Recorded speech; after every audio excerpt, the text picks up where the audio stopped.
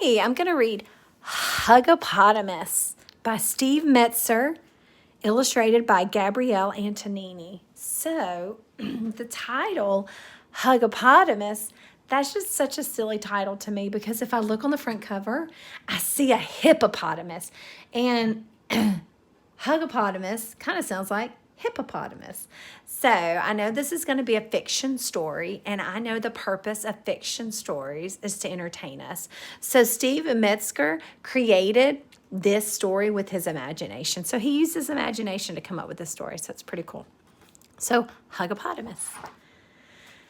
Huggapotamus. And I'm looking on the title page, and I see a hippo or hippopotamus.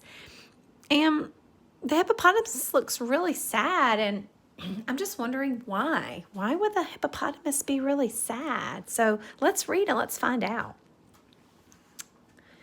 Albert was his parents' pride and joy. When he smiled for the first time, his mother jumped up and down with delight. "Look at our baby," she cried out. "Isn't he wonderful?" So they just loved Albert so much. And she's like, "Oh my goodness, he's just so wonderful. Look at my baby." Whether Albert was taking his first steps or learning his ABCs, or even when he was doing nothing at all, they couldn't help but hug their one and only hippo. So it didn't matter what Albert was doing, his parents always wanted to give him a big hug. And there's Albert. He's got his arms out like he's asking a question. So he looks at his mom and dad and he's like, "Why do you hug me all the time?" Albert asked. "Because we love you so much," his father replied. "You're our little huggapotamus," his mother added. Albert smiled. "A hug shows that you care about someone," he thought as he went out to play. So he was always wondering, why would his mom and dad always give him hugs? Because remember, they hugged him no matter what he was doing. And his dad said, "We hug you because, we love you so much. That's how you show someone that you love them. You give them a hug." And mom was like, "Because you're our little huggapotamus." So that's maybe why the book is called Huggapotamus. Waddling through the dense jungle, Albert spotted Benny. And there's Benny. He quietly tiptoed up behind his friend and he gave him a super strong hippo hug. So he's going to tiptoe up to Benny, his friend. He's going to sneak up behind him and just give him a big, super strong hug. And look at Benny's face. I don't know if he liked it or not. Oh, look at his face there. "Yeah," Benny roared. "What are you doing?" "Hugging you," Albert replied. "Don't you like hugs?" "Not when they're so strong," Benny said.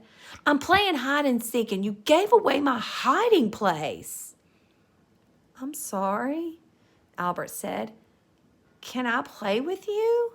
"No," Benny said as he slid back into the bushes.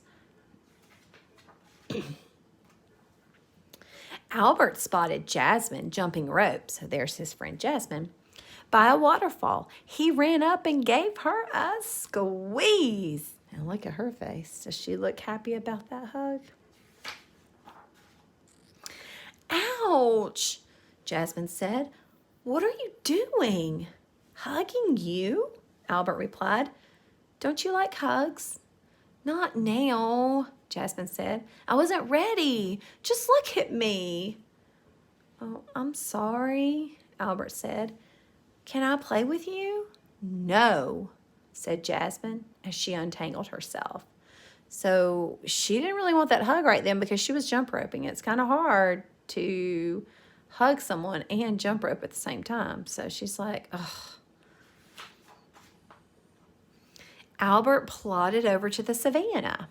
Badge was just about to score a goal, so that must be Badge right there. "I love you, little monkey," Albert shouted. So now he's going to give Badge a hug. "Urgh," Badge exclaimed. "What are you doing?" "Hugging you," Albert replied. Don't you like hugs? You made me miss my shot, Badge yelled. You're just too rough. I'm sorry, Albert said. Can I play with you? No, said Badge as he dashed after the ball. Albert slumped down in the shade of a baobab tree. I was only trying to show my friends how much I care about them, Albert thought. Now nobody wants to play with me. So here Albert is, just like on the title page. And remember the question at the beginning of the story I was asking, I wonder why the hippopotamus looks sad. So now we know he's sad because his friends, they didn't like his hugs, and he was just trying to show them how much he cared about them.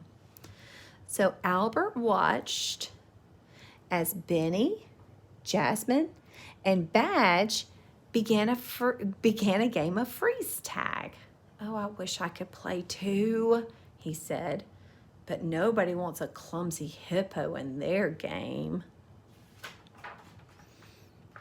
Then Albert looked up and saw that Benny had been tagged. He was frozen in place. Benny needs my help, Albert said. He barreled towards his friend, rushing faster and faster. I'm coming! So he's running to his friend Benny to help him out. Look at Benny's face. Albert ran so hard the earth trembled. He ran so hard the trees shook, because hippos, they weigh a lot, and so if they run, you can actually feel the ground kind of shake a little bit because they're so heavy. He ran so hard his friends stopped playing. Uh-oh, Benny thought, not again. So there's Albert running with his arms wide open. So of course Benny's thinking, oh my goodness, he's about to come give me a giant big hug. But Albert remembered what his friends said about his hugs. Too strong, not now. Too rough.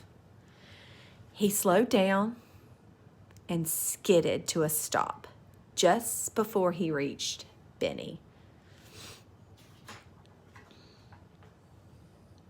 Can I play with you? Albert asked in a calm voice.